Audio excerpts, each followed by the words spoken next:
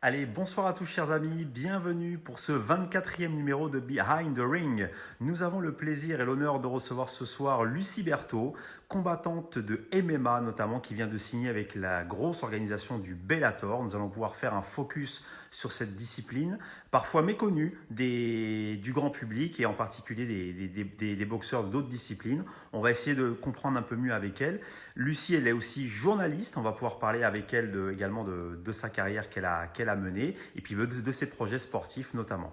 Je vais la faire venir sur le live.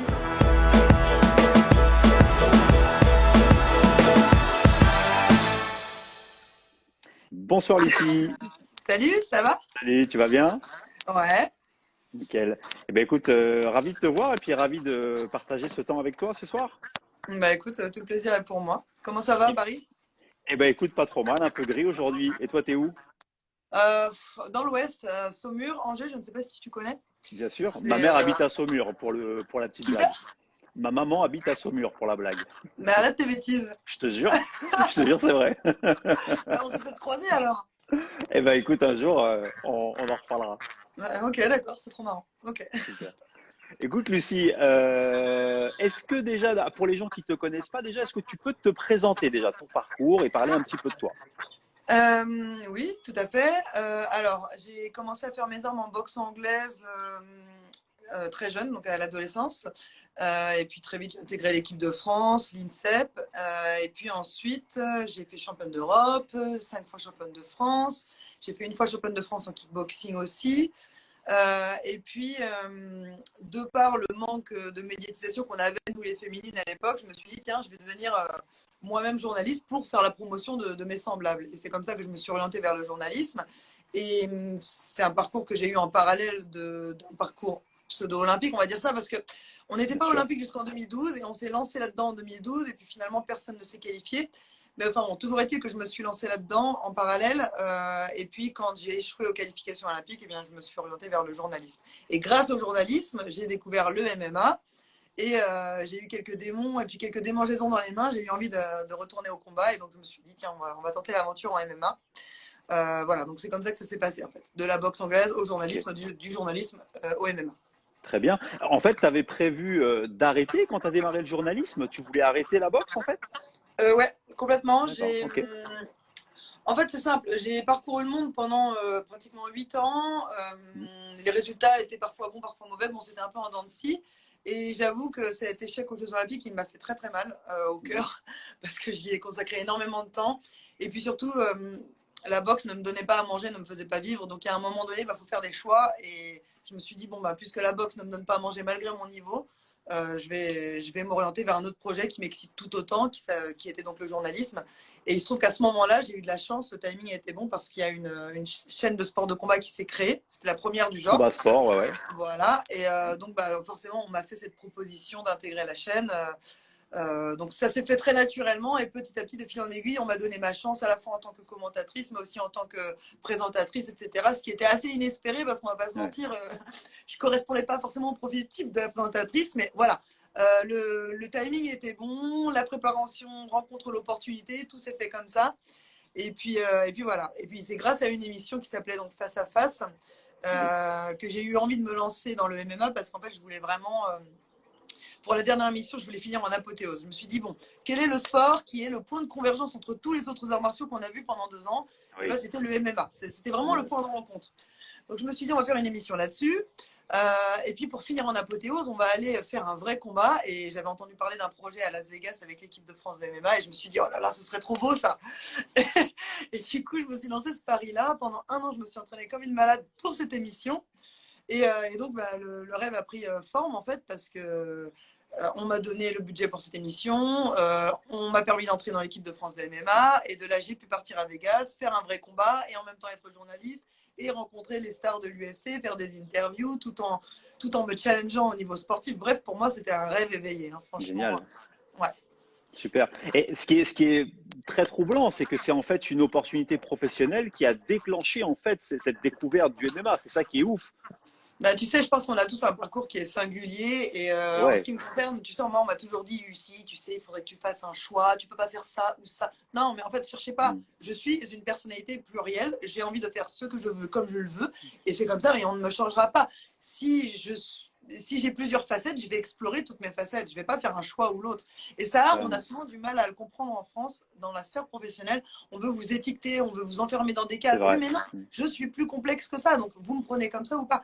Et j'ai eu de la chance d'avoir des gens bienveillants autour de moi qui m'ont permis de m'exprimer tel que je suis. Et ça, c'était vraiment cool, quoi. Super. Alors, on va rentrer vraiment maintenant dans le vif du sujet, donc du MMA, discipline parfois méconnue du grand public, mais qui a vraiment, comme tu l'as dit, le point de convergence de toutes les boxes, de tous les sports de combat, qu'ils soient debout ou au sol. Déjà, peux-tu nous donner ta vision de la discipline, toi, en tant qu'expert? Ma D'accord. vision, alors c'est simple, avant de connaître le MMA, j'avais une vision un peu négative, un peu comme tous les puristes de la boxe anglaise. Je voyais pas ça d'un très bon œil. Et puis finalement, bah, c'est grâce à mon émission que j'ai découvert ce sport, grâce à mon travail. Et puis à force de le pratiquer, de découvrir ses subtilités, toutes ses nuances tactiques, techniques, etc.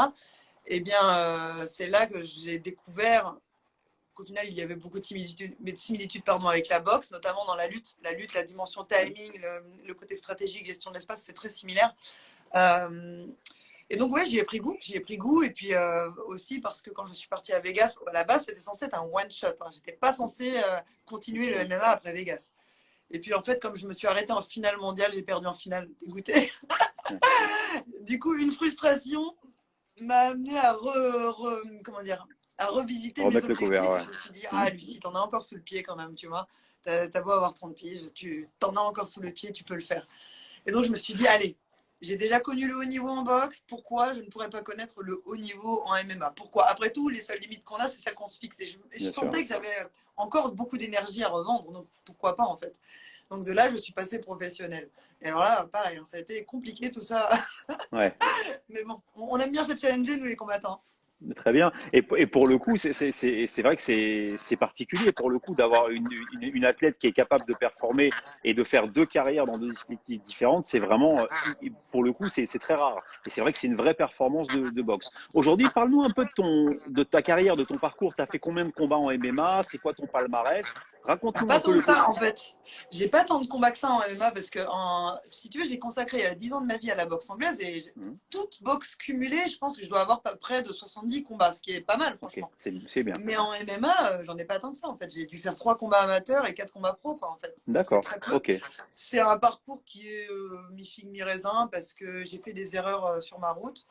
J'ai mis du temps à comprendre le MMA vraiment, en fait. Oh là là, j'ai mis beaucoup de temps.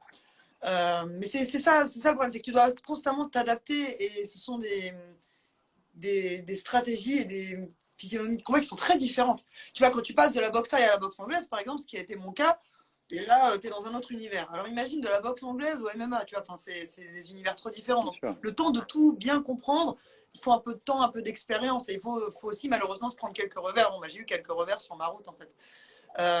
Mais à la fois, je commence là, je crois que je commence à comprendre les choses. Donc non, ça se passe plutôt pas mal. Cool. Avant le confinement, donc tu avais signé donc avec une grosse organisation qui s'appelle Bellator. Comment elle s'est fait cette rencontre et qu'est-ce qui est ambitionné donc avec cette franchise, on peut dire donc pour la suite de ta carrière? Alors, ce qui s'est passé, c'est que déjà à la base, moi j'étais partie vivre aux États-Unis pour me créer ce type d'opportunité, donc j'ai pas eu peur de foutre toute ma vie en l'air juste pour un objectif éphémère comme celui-ci, il faut le savoir. Voilà. Je suis partie vivre aux États-Unis, j'ai été tapée aux portes, je suis allée à l'American Top Team, j'ai pris contact avec les managers là-bas. Ils ont essayé de m'aider tant bien que mal, mais la situation avec l'immigration, les visas, tout a été très compliqué là-bas. J'ai dû revenir un petit peu la mort dans l'âme en France après un an. C'était infructueux. Je sais pas, moi j'aime bien croire un petit peu au destin, c'est-à-dire que quand c'est pas fluide, c'est que c'est pas la bonne route en fait. Et il y avait rien qui était fluide pour moi aux États-Unis. C'était une superbe expérience, mais rien n'a été facile. Et quand je suis revenue ici, au contraire, tout a été très smooth, tout a été très facile. Et on m'a déjà proposé un combat à Abu Dhabi, un super combat pour une super orga, bien mieux payé qu'aux États-Unis. Et puis en revenant d'Abu Dhabi, je me suis dit, allez Lucie, si tu veux que ta carrière à l'avance, il faut vraiment que tu pousses les portes encore, il faut que tu en remettes une couche. Donc j'ai contacté des managers au niveau international qui étaient les plus réputés au monde, hein, qui avait plein de personnes à l'UFC, etc. Bon, bref. Donc, j'ai contacté des gens par-ci, par-là, j'ai tâté le terrain à droite, à gauche. Et puis finalement, et alors, il faut savoir que Bellator, je les avais dans un coin de ma tête parce que, pour plein de raisons, parce que mon profil probablement matche plus avec Bellator qu'avec l'UFC. Mais bien, on en rêve tous de l'UFC, mais il y a une question de temps. J'ai pas de temps devant moi. Je suis déjà, vous voyez, j'ai passé la trentaine déjà, donc je n'ai plus le temps. Et le Bellator s'inscrivait plus dans ma réflexion à ce niveau-là. Mais bon, ce sont des longues discussions.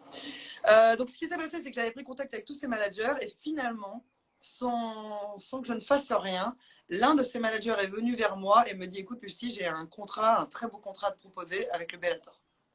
Voilà, just like that. Et c'est drôle parce que j'avais mis les choses en place, mais rien ne fonctionnait comme je voulais, ou ça prenait du temps. Et j'étais en contact avec un manager américain, mais c'était pas fluide, encore une fois. J'y allais un petit peu à reculons parce que c'était très restrictif les contrats qu'ils proposaient, etc. Et puis finalement, j'ai reçu ce coup de fil. Au moment où je m'apprête à signer le contrat avec l'américain, j'ai reçu un coup de fil d'une autre personne avec qui j'ai un très bon feeling sur le plan humain, qui est une personne française qui s'appelle Razi et qui lui m'a dit, écoute, j'ai un très beau contrat pour toi, est-ce que ça t'intéresse? Et dans le d'organiser des événements Bellator en France. Forcément, maintenant, toutes les grandes organisations veulent créer des événements en France. Et donc, ça s'inscrirait là-dedans. Voilà. Je parle Très trop. bien. D'ailleurs, tu parles de l'organisation. Oh non, pas de souci, au contraire, c'est passionnant. Tu parles de l'organisation d'événements en France. Maintenant, il y a cette fameuse légalisation.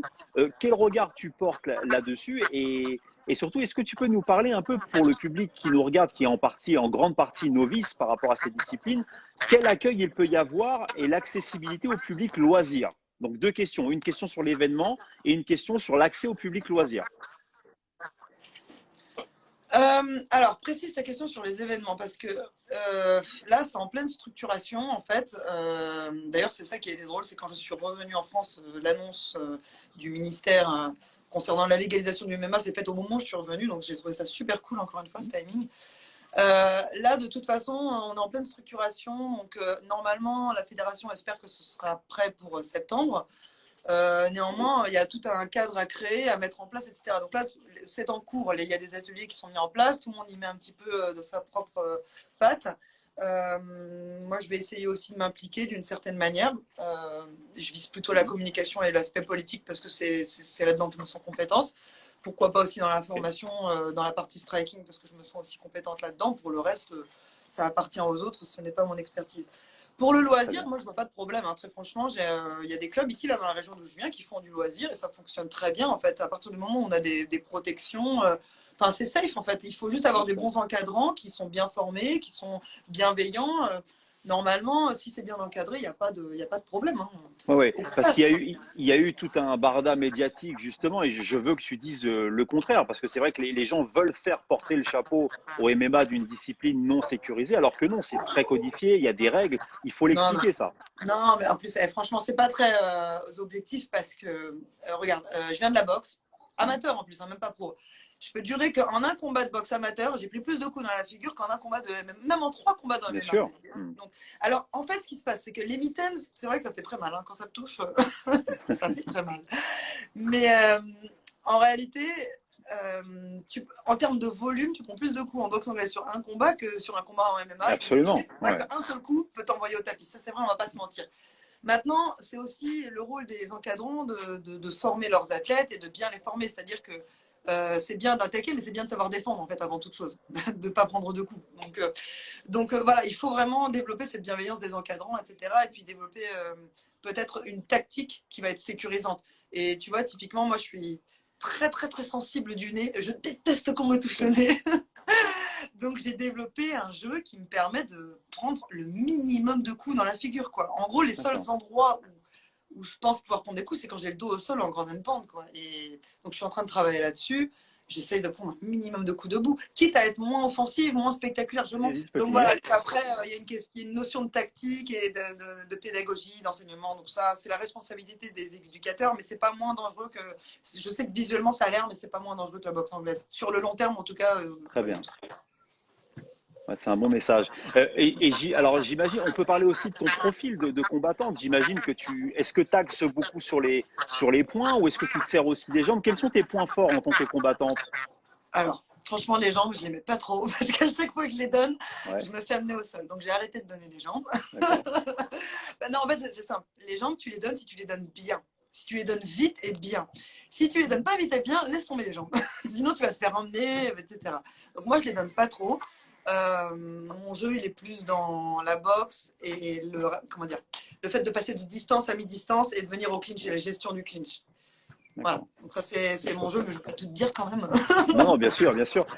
Est-ce que tu peux nous orienter un peu aussi sur, là pour le coup, tes méthodes d'entraînement? Est-ce que tu travailles tout d'un bloc ou est-ce que tu fais un jour le sol, un jour le Non. strike? Comment tu On ne t'organises? peut pas tout faire d'un bloc. En gros, bah alors, hors coronavirus, parce que là, on va pas se mentir, je suis digne d'une loisir. Hein, mon volume d'entraînement, il est insignifiant. Mais bon, je suis limitée en termes de matériel. En gros, c'est simple. Je dirais que je fais deux sessions de lutte pure par semaine, deux sessions de grappling par semaine et deux sessions de MMA complet par semaine. Donc quand je dis MMA complet, c'est souvent du sparring, mais du sparring à thème, etc. Et là, on va explorer tous les aspects en fait. Donc ça, c'est les séances les plus difficiles. Voilà, donc en gros, c'est comme ça que je construis ma semaine. Maintenant, je fais aussi du travail individualisé. Par exemple, je pense à quelqu'un comme Yuri Bejenari, tu vois, qui est lui aussi combattant de MMA, qui a été un international de lutte. Et donc lui, il connaît très bien le MMA et la lutte. Et donc du coup, comme moi, j'ai très envie de développer ma lutte, je travaille beaucoup avec lui de manière individualisée, etc. J'ai d'autres personnes comme Johnny Frachet, comme Kostia Shlakov. Bref, j'ai plein de gens qui m'encadrent et on va travailler vraiment sur la technique fine, sur les détails, parce que bah, tu sais, hein, la performance, ça se joue dans les détails en Dans fait. les détails, bien sûr. Ouais. Non, j'ai peur d'ailleurs, j'ai peur de revenir après le confinement et d'avoir oublié tout ça. Aïe, aïe, aïe, Non, j'ai non. tellement peur. Oh, je te jure. Ouais. D'ailleurs, pour parler un peu de l'avenir, est-ce que tu as un peu d'infos sur des échéances prochaines après confinement? Qu'est-ce qui se dit avec l'organisation là pour pouvoir boxer? Bah, oh là là, ça a vraiment tout foutu en l'air, ce coronavirus. En fait, normalement, on était censé organiser un événement d'ici avant la fin de l'année, en fait. Ça, Ok. c'était ce qui était prévu en France. Là, le problème, c'est qu'avec les mesures de sécurité, je pense qu'ils vont plutôt opter pour un huis clos, comme va le faire l'UFC, je pense, comme vont le faire beaucoup d'organisations. Après, moi, je ne rentre pas dans leur stratégie en termes de business, ça, c'est leur histoire. Mais je me tiens prête. Je leur ai fait savoir que s'il y avait quoi que ce soit, j'étais prête. S'il fallait prendre un avion, j'étais prête, quoi. Il me faudrait D'accord. juste un jet privé, là, tout de suite. Mais bon, parce que, à mon avis, aux États-Unis, vu qu'ils sont sortis du déconfinement, ça ne m'étonnerait pas qu'ils organisent à un moment donné, tu vois. Ok. Mais en tout cas, voilà, je leur ai fait savoir que j'étais prête, peu importe si demain on ouvrait les vols ou si on trouvait un moyen de voyager à l'étranger. Clairement, je prends le premier avion, je fais mon camp Ouais. d'entraînement dans le pays où il y a l'événement et rien à faire, quoi. Toi, Franchement, toi, t'es prête à là, y aller, quoi qu'il arrive. ah, mais non, mais là, attends, mais là, ça a tellement foutu ma vie en l'air, ce coronavirus, que là, j'ai les dents qui rayent le parquet, laisse tomber. C'est cool. Franchement. On a une question d'un certain Lolo qui nous demande quel est, à ton avis, Salut, Lolo. le sport de MMA qui aide le plus, enfin le sport qui aide le plus au départ pour pratiquer le MMA? Moi, je dirais la lutte. Donc La le lutte, sol pourquoi? d'abord. Parce que la lutte, c'est la dimension intermédiaire entre. Comment t'expliquer? En gros, si tu es un striker, Tu forcément, boxes dos et ils vont debout. tous vouloir t'emmener au sol, tu vois. Si tu es juste un grappleur, ils vont tous vouloir te garder debout. Bref, celui qui décide vraiment, c'est le lutteur parce que lui, il C'est en maîtrise l'aspect milieu, intermédiaire, absolument. c'est-à-dire, voilà, il choisit s'il a envie de rester debout ou d'aller au sol. Donc, quand tu maîtrises bien la lutte, ça te donne un grand pouvoir. Ouais, bonne analyse, très bonne analyse. On a parlé de la carrière imminente, de la carrière sportive. Est-ce que déjà tu te projettes, Lucie, sur un après-carrière, Oui. une reconversion? Bah, ouais, alors, c'est pas encore très très clair, mais je ne peux pas ignorer cette question parce que je suis déjà passée par là, notamment avec la boxe, quand il a fallu arrêter. Je l'avais bien préparé avec le journalisme, heureusement. Maintenant, le paysage, il est en train de changer énormément au niveau du journalisme et ça devient. C'est pas très attractif en ce moment, on va se dire ça comme ça, en tout cas au niveau des sports de combat. Donc oui, il faut y penser de toute évidence parce que à un moment donné, quand tu arrêtes ta carrière, tu te réveilles un beau jour et bam, il n'y a plus rien. Tu n'as plus besoin de Ouais, courir, tu n'as plus besoin de faire de muscu, tu n'as plus d'objectifs. Et ça, c'est un truc qui peut être très mal vécu par les sportifs. quand toute leur vie a été réglée, planifiée autour de ça. En Sûr. fait. Donc c'est quelque chose auquel il faut penser. Il ne faut surtout pas le prendre, comment dire, enfin, il ne faut pas diminuer Le l'effet que ça peut avoir sur sous-estimer. toi. Il faut pas le Ouais. sous-estimer, merci pour le mot. Il ne faut pas le sous-estimer parce que vraiment, il y a plein de sportifs qui partent en dépression. Moi, à l'époque, j'avais fait une micro-dépression, mais j'avais réussi à bien me retourner derrière. Mais ouais, non, j'y pense. J'ai deux idées qui sont encore un peu floues. Mais clairement, il faudrait que je trouve une solution parce que tu sais, toute l'énergie que tu donnes dans les sports de combat, ça te régule en plus, même au niveau, tu vois, émotionnel, physique, ça te régule vachement. Donc quand tu n'as plus ça, Il faut trouver autre chose. Ouais. ouais. On verra. Ok. Il y a une question de. Je t'en prie, fini. Non, c'est juste des C'est bon? idées, Ok. mais pour l'instant, Très bien. rien de concret. Rien de concret. Une question de Stéphane qui nous demande, est-ce que le Bellator a déjà des accords de droit TV en France? Non, ça va faire. En fait, le problème, c'est que tant que c'est pas officiellement, tant que c'est pas officiellement légalisé en termes d'organisation, si tu veux, on peut pas aller démarcher des chaînes, quoi. Pour l'instant, il y a pas encore le droit d'organiser. Donc, tant qu'il n'y a pas encore le droit d'organiser, il n'y a pas de négociation avec les télés, en fait. À mon avis, à partir du moment où les bases vont être posées, admettons, Bercy sera réservé par l'UFC, là, par exemple, il va y avoir des négociations. Pour l'instant, ils sont avec RMC, l'UFC, parce que RMC a sa régie au Luxembourg. Mais c'est la seule chaîne sportive qui a une régie au Luxembourg. Donc, les autres chaînes doivent attendre. Mais ça va se faire vite, Je sais que, par exemple, Bellator, ils vont travailler avec quelqu'un que je connais très bien et qui est très très bon dans ce domaine-là, dans la négociation de droit. Donc, de toute évidence, ils trouveront preneur parce qu'aujourd'hui, le MMA fait en termes d'audience, fait autant de chiffres, a autant de succès que le foot. Sur RMC, on l'a vu, ils ont fait autant d'audience que le foot. Bien Donc, sûr. c'est dire l'impact que ça peut avoir et l'enjeu que ça a sur le développement du sport à terme. Clairement. Une question, je voudrais revenir en arrière sur la carrière de boxe anglaise. Après la fin de ta partie amateur, pourquoi t'as pas décidé comme beaucoup qui n'ont pas réussi à percer en amateur, de passer pro? C'est pas un truc qui te branchait, ça?